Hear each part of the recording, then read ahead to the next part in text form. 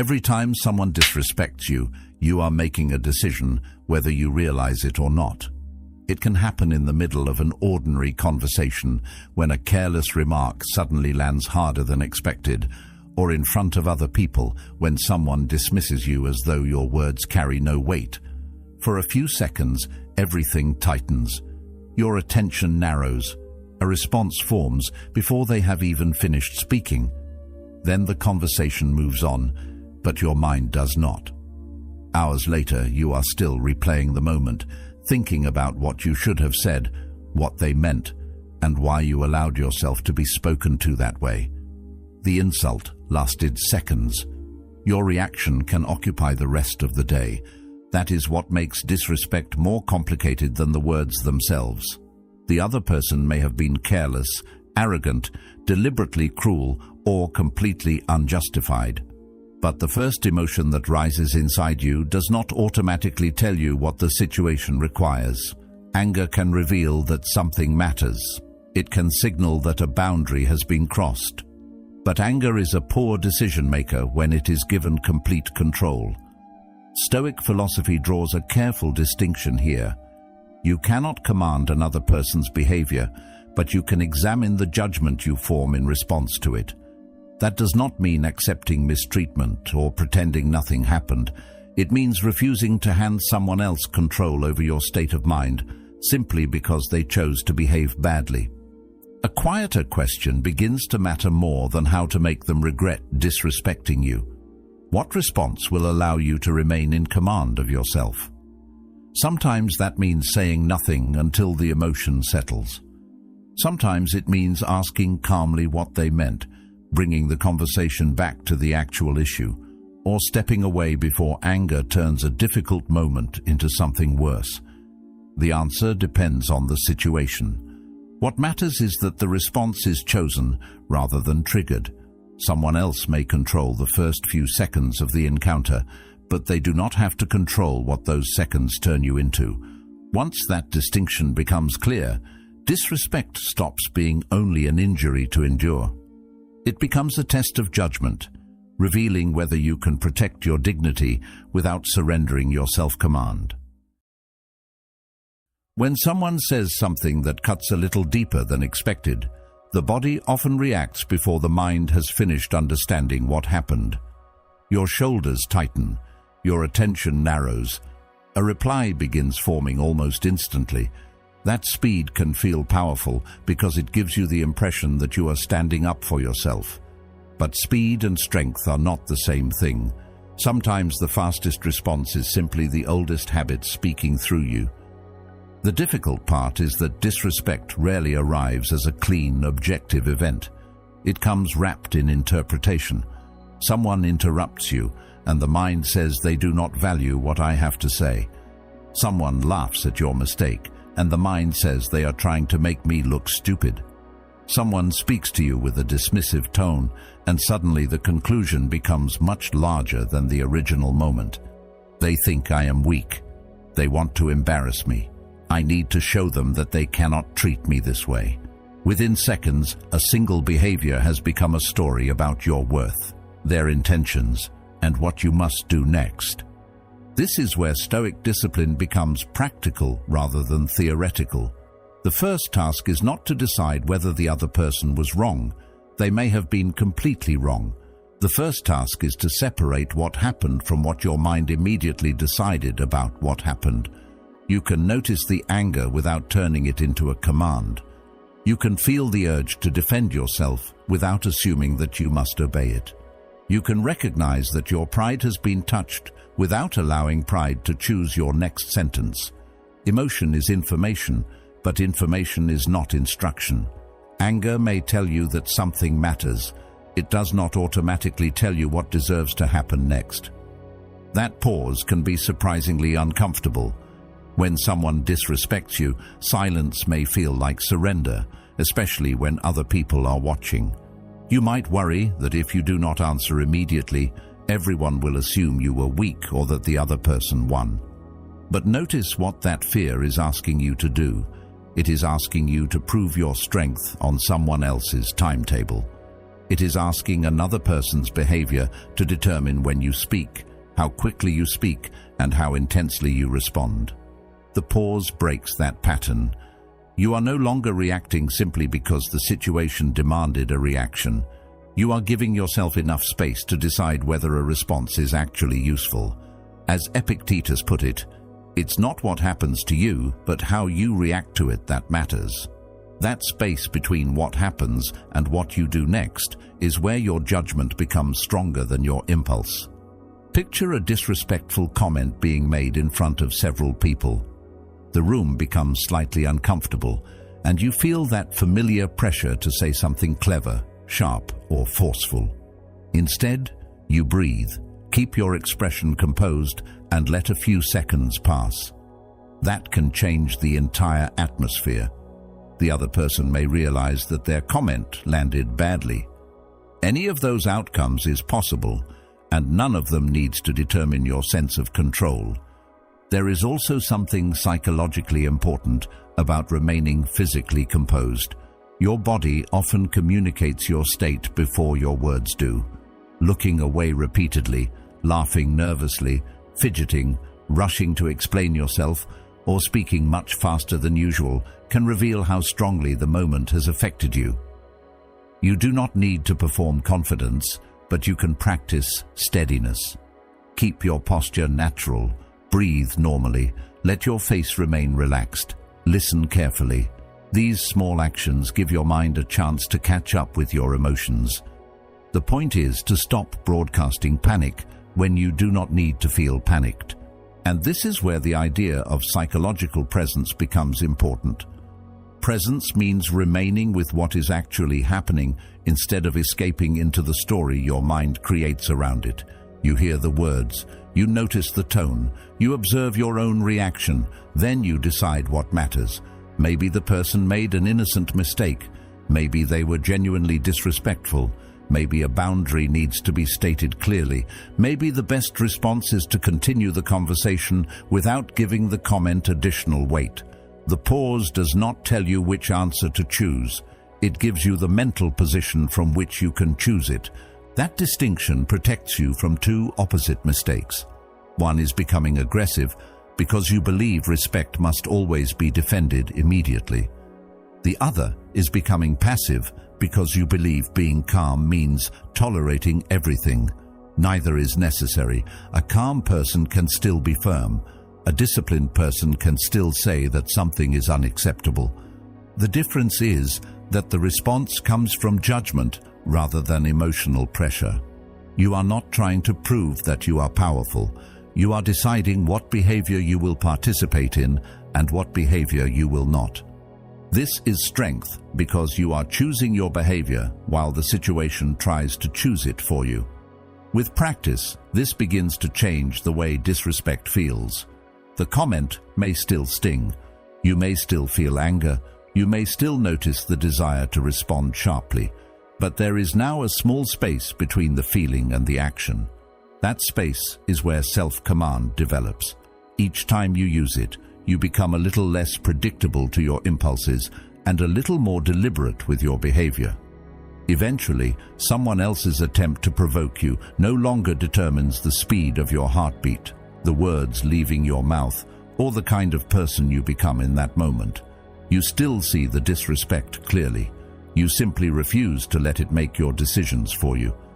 Once you have created that small space between the insult and your reaction, something else becomes possible. You can listen to what was actually said instead of immediately preparing your defense.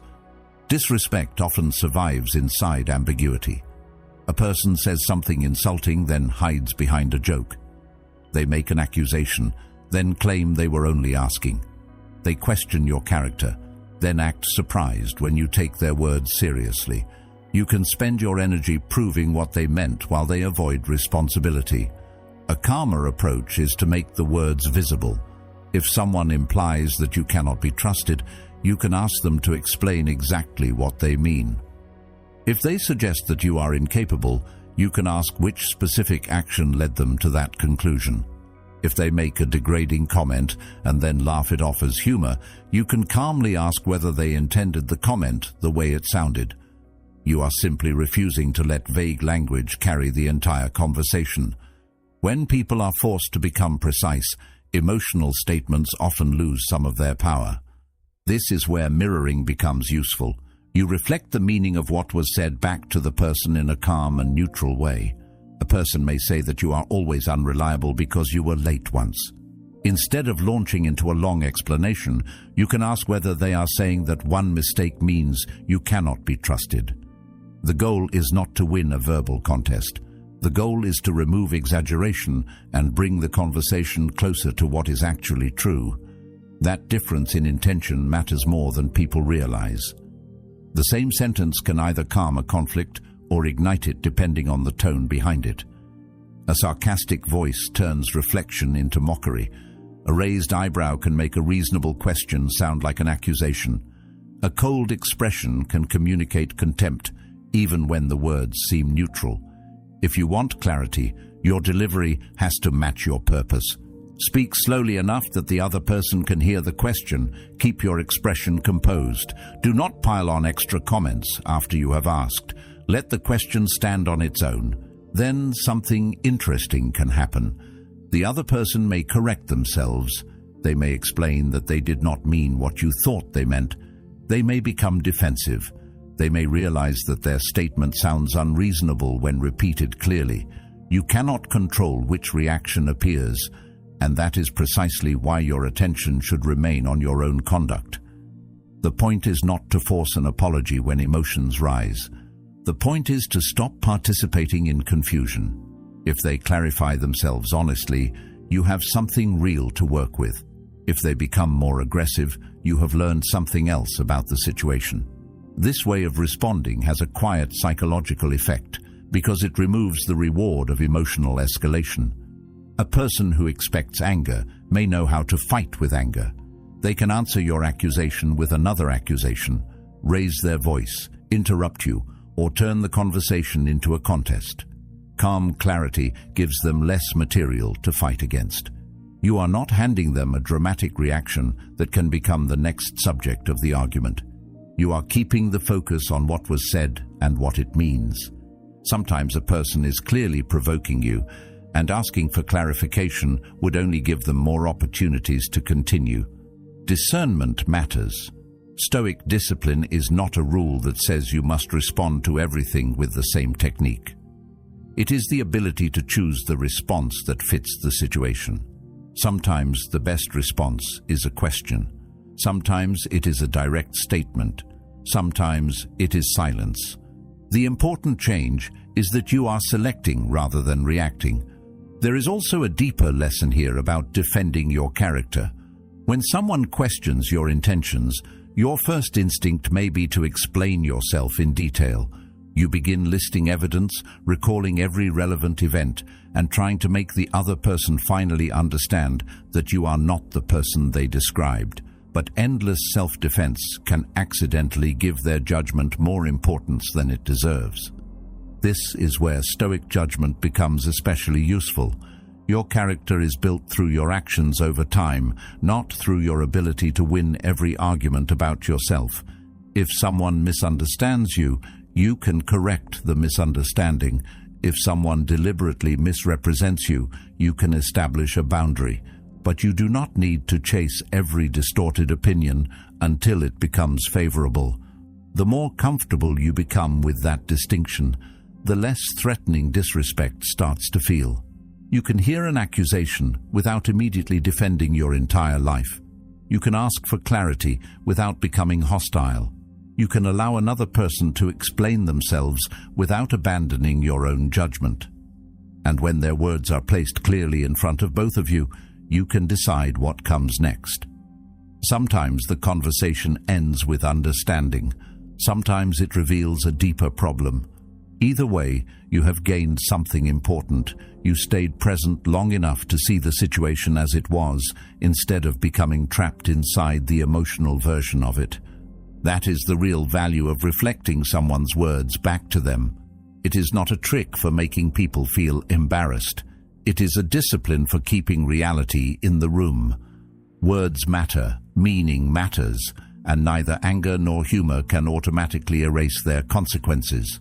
When you can hold that standard calmly, your composure becomes more than self-protection.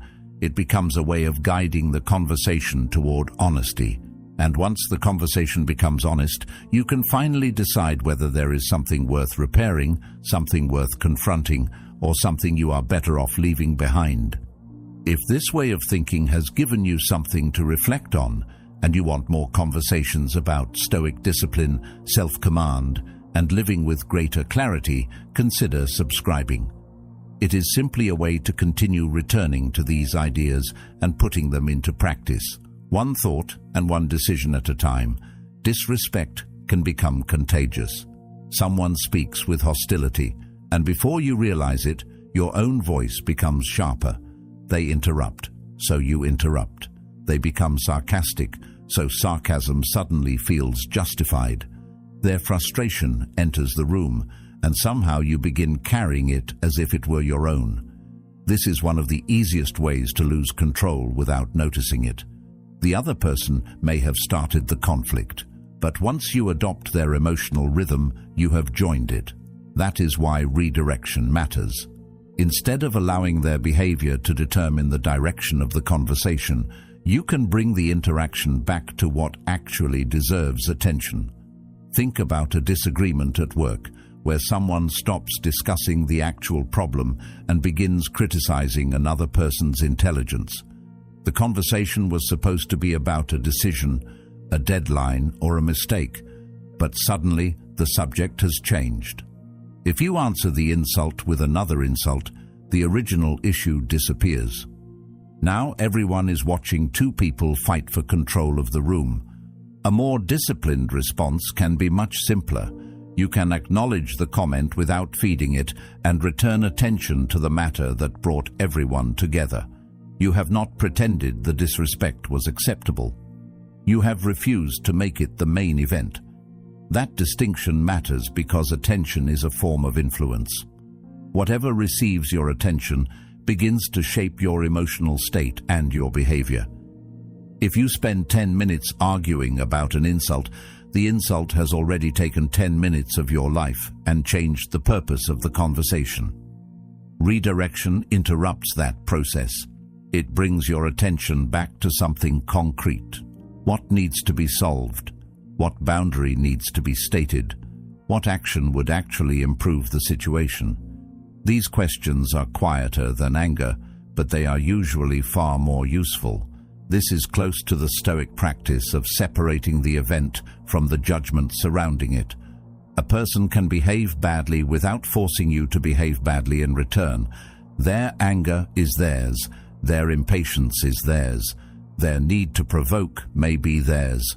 You can recognize all of it without adopting any of it. That does not mean pretending you are unaffected.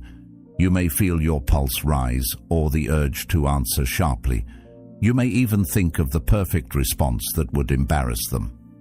The disciplined choice is to notice those impulses without giving them authority. You can let the feeling exist while choosing a different direction. There is also something powerful about refusing to reward provocation. Some disrespect is designed, consciously or unconsciously, to pull a reaction out of you. Once you react emotionally, your anger becomes another subject of the argument. Your raised voice becomes evidence against you. Your defensive explanation becomes another opening for conflict. Redirection closes that path. You do not give the other person a new emotional target. You return to the subject, state the standard, or decide that the conversation needs to pause. As Marcus Aurelius reminded himself, you have power over your mind, not outside events. Realize this, and you will find strength. The situation may remain uncomfortable, but discomfort is not the same thing as failure. This does not mean becoming cold or dismissive. Tone matters. If you redirect with contempt, the redirection becomes another form of attack. The goal is not to make the other person feel small. It is to prevent the conversation from becoming smaller. You can say that you are willing to discuss the disagreement, but not personal insults. You can acknowledge that emotions are high and suggest returning to the issue when everyone can speak clearly. Each choice communicates the same principle. The behavior occurred, but it does not get to determine the entire interaction. Sometimes this creates an unexpected shift. When someone expects resistance, they prepare for resistance. They expect you to defend yourself, attack them back, or become visibly upset. When none of those things happen, their momentum can weaken. They may hear how harsh they sounded. They may realize that nobody else is joining the conflict. They may even correct themselves. None of these outcomes should be your goal, because then you would still be trying to control their reaction. The real goal is simpler. Keep your own behavior within your control. If they calm down, good. If they do not, you still know what belongs to you. That becomes especially important when other people are watching. In a group, your response teaches more than the person who insulted you. It shows everyone what behavior you will participate in and what you will redirect. Someone who explodes at every disrespect teaches volatility. Someone who ignores every problem teaches that standards do not matter. You can address what is unacceptable while keeping the larger purpose intact. Bring the discussion back to the specific behavior instead of attacking the person's character. You do not need to list everything they have ever done wrong. With practice, this becomes less like a technique and more like a change in how you see conflict. You stop assuming that every emotional challenge deserves an emotional answer. You become more interested in solving the problem than proving that you were offended. You are no longer simply reacting to the emotional temperature of the room. You are helping determine where the room goes next. The person who brings disorder into a conversation does not have to define it. You can acknowledge the disrespect, refuse the personal attack, return to the real issue, and continue with your standards intact. Either way, you gain clarity. You remained present enough to choose your direction, and redirection becomes a form of self-command. There are moments when staying in a conversation begins to cost more than the conversation can possibly give back. You explain yourself once, then again. You clarify what you meant. You try to keep your voice calm while the other person keeps pushing, interrupting, insulting, or twisting what you say. At first, you think the solution is better communication. Then you notice something uncomfortable. The problem is no longer that they do not understand you. The problem is that they have understood the boundary and simply do not care about respecting it. That changes what the situation requires. You cannot reason someone into respecting a limit they have already decided to test. This is where leaving becomes a form of self-command. Walking away is often misunderstood because people associate it with losing, avoiding conflict, or being unable to defend yourself. But there is a difference between escaping discomfort and deliberately removing yourself from a situation that is becoming destructive. If the only reason you stay is to prove that you can endure the person's behavior, endurance has stopped being useful. You are no longer protecting a principle. You are simply remaining available for another round of the same conflict. Sometimes the most rational response is to stop giving the situation access to your attention. This is one reason Stoic discipline places such importance on judgment. The first impression is not always the final truth. Something happens, the mind immediately labels it, and then emotion gathers around that label.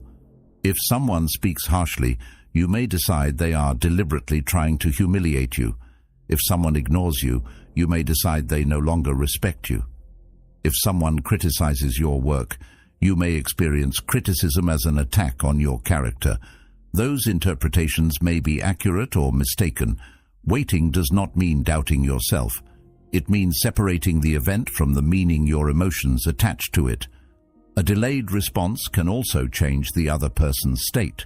When two people are angry, each reaction becomes fuel for the next one. One person raises their voice, the other raises theirs, and within minutes, the original issue is buried under accumulated emotion. Time breaks that rhythm. The other person has time to think without immediately defending themselves. They may recognize the problem, apologize, or remain defensive. You cannot guarantee the outcome, and that matters because your peace cannot depend on receiving the reaction you hoped for. This is where delayed response must be separated from silent punishment. Waiting is not a psychological trick designed to make someone anxious. It is not about disappearing so that they chase you. It is not about withholding attention until the other person becomes desperate for your approval. Those behaviors may look controlled, but they are still driven by the desire to control someone else's emotions. True delay is much simpler. You are giving yourself time because you want your next action to reflect your judgment rather than your anger. How they use that time belongs to them. You can even prepare for this before conflict happens.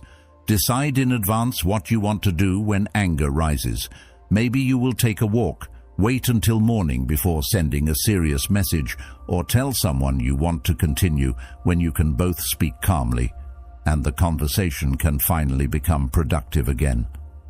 A plan matters because intense emotion makes improvisation difficult and pushes the mind toward familiar habits. When the mind is flooded, it reaches for whatever response has been practiced most often. If your familiar habit is immediate retaliation, you need another habit ready to take its place. The deeper benefit is that delay teaches you to trust yourself. You begin learning that you do not have to express every thought simply because it appeared in your mind. You do not have to answer every accusation immediately. You do not have to prove your innocence before you have fully understood what happened. You can let a thought sit there without turning it into an action. That is a quiet form of freedom. Emotions can speak without becoming the final authority. When you eventually return to the conversation, you may still be firm. You may say what was unacceptable, explain the boundary, or decide that the relationship needs to change. Delay does not necessarily make the response softer. It makes it more deliberate. As Seneca observed, anger, if not restrained, is frequently more hurtful to us than the injury that provokes it. A calm response can be more direct than an angry one because it does not waste energy on everything that does not matter. You can address the exact behavior, explain its consequence, and make your decision clear. And sometimes the most important result is that you discover you no longer need to respond in the way you originally imagined. The anger may have revealed something important, but time may show you that the situation does not deserve continued attention. That is not weakness, it is perspective. You have allowed the feeling to inform you without allowing it to govern you. The offense may remain wrong and the boundary necessary. But now the response belongs to you. That is the purpose of waiting. Not to manipulate or appear powerful, but to make sure that when you finally speak or act, you can respect the decision long after the anger has passed. There is a subtle trap in wanting to be respected. You can begin with a healthy desire to be treated well, then slowly become dependent on other people's agreement with your value. Someone speaks down to you, and suddenly you feel compelled to prove that you deserve better. You explain your intentions, you list what you have done, you defend your character, you keep talking because some part of you believes that if you can just make them understand your worth, the discomfort will disappear. But this gives their judgment far more authority than it deserves.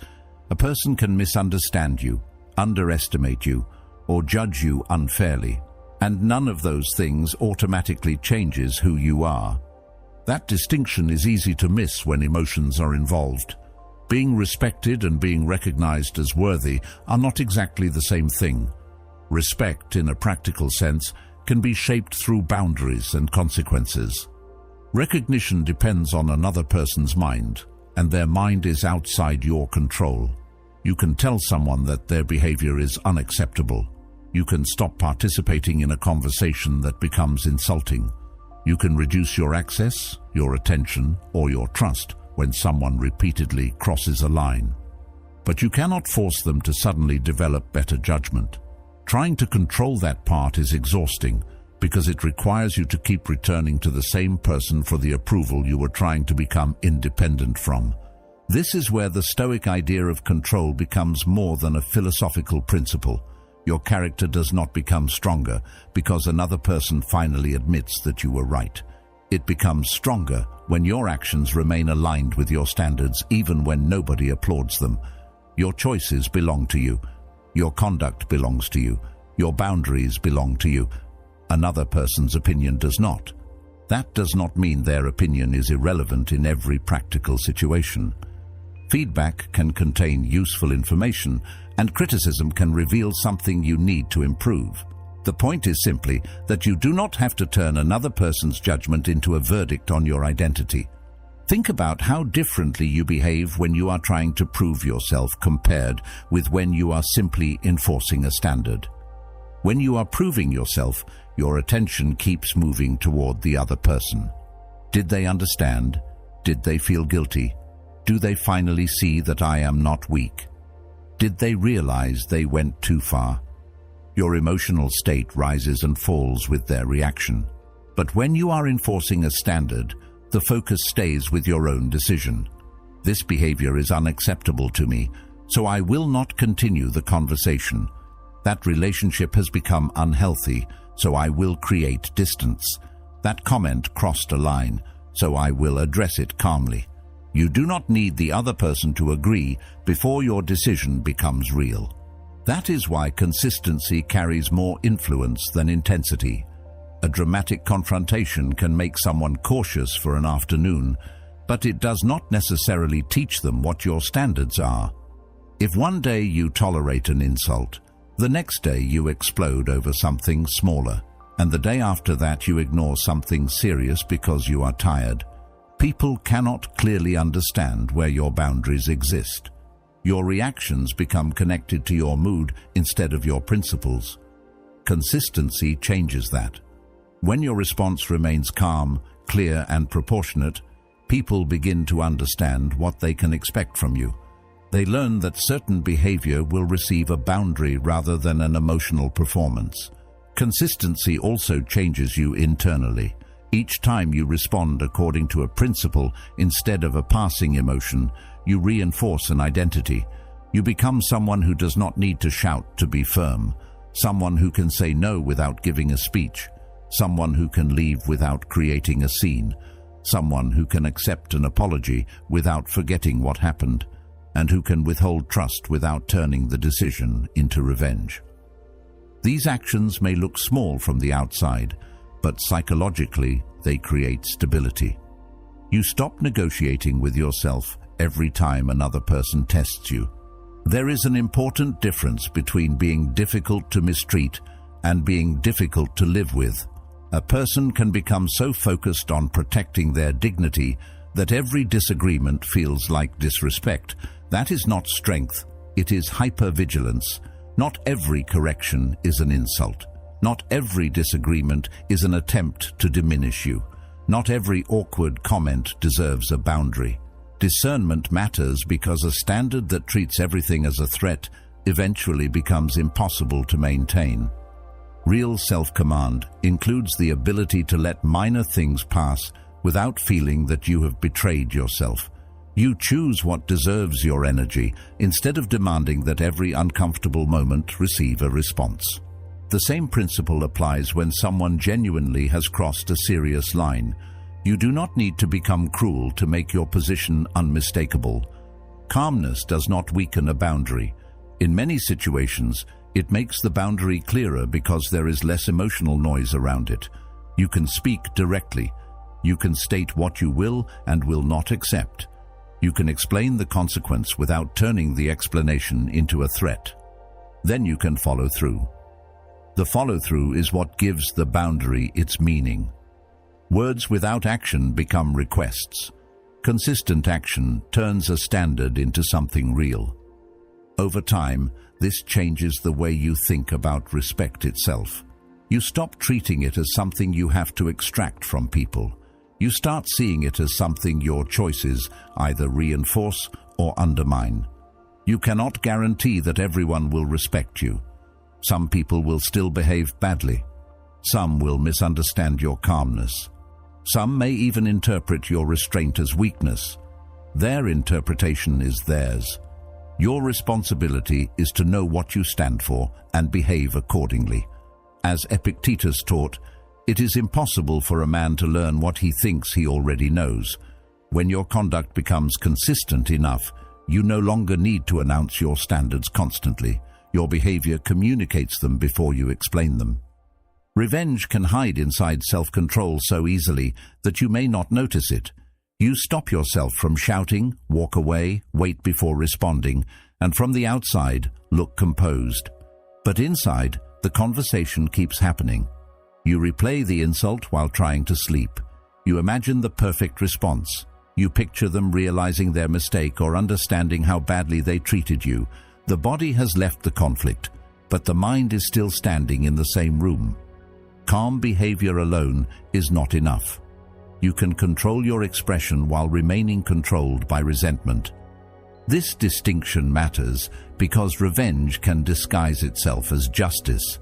You tell yourself that you are making the person understand the consequences. You want them to regret it and feel the discomfort they caused you. Accountability can be necessary, and consequences can be appropriate. But accountability and revenge have different destinations. Accountability asks what needs to change. Revenge asks what the other person should feel. One asks what action is necessary. The other keeps checking whether the other person is suffering enough.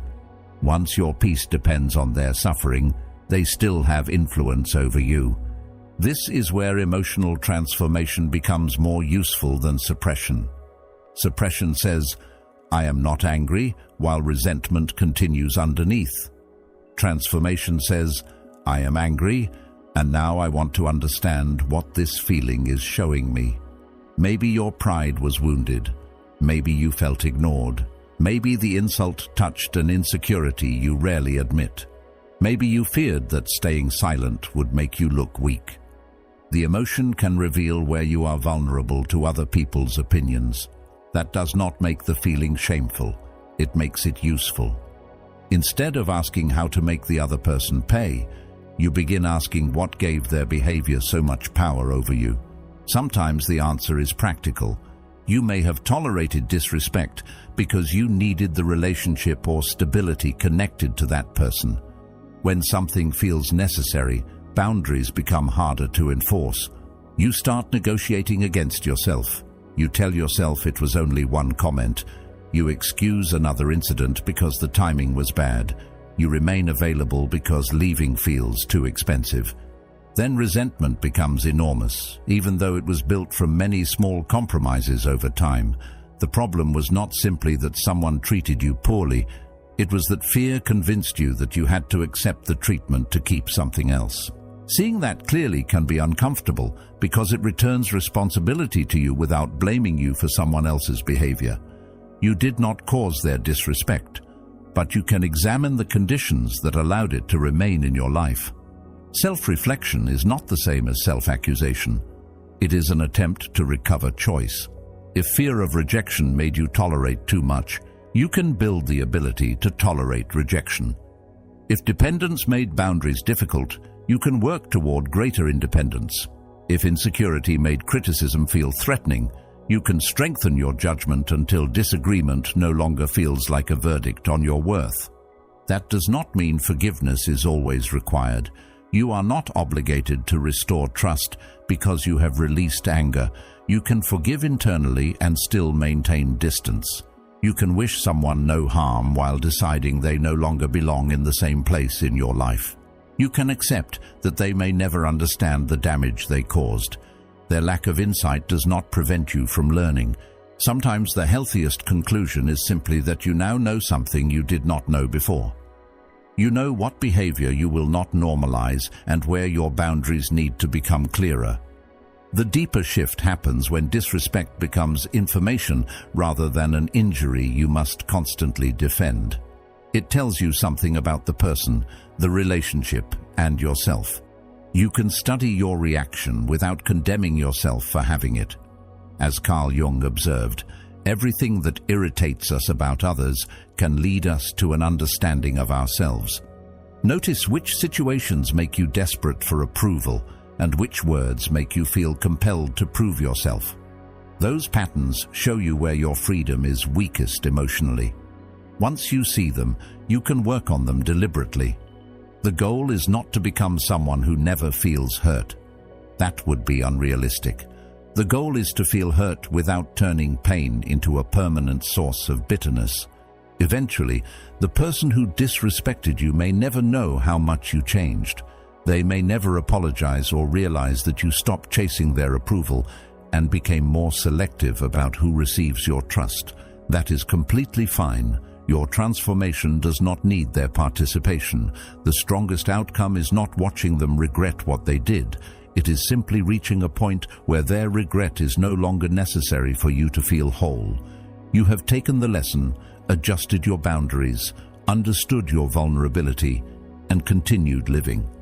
The event remains part of your history, but it no longer directs your behavior. That is when restraint becomes freedom, and the desire to get even finally loses its grip. The next time someone disrespects you, remember that your greatest power is not in making them regret what they did. It is in refusing to let their behavior decide who you become. Stay calm, hold your standard, protect your dignity, and when the moment passes, let your peace belong to you again. If this message gave you something to reflect on, choose one of the videos on the screen and continue the journey. Thank you for being a part of Stoic Journal.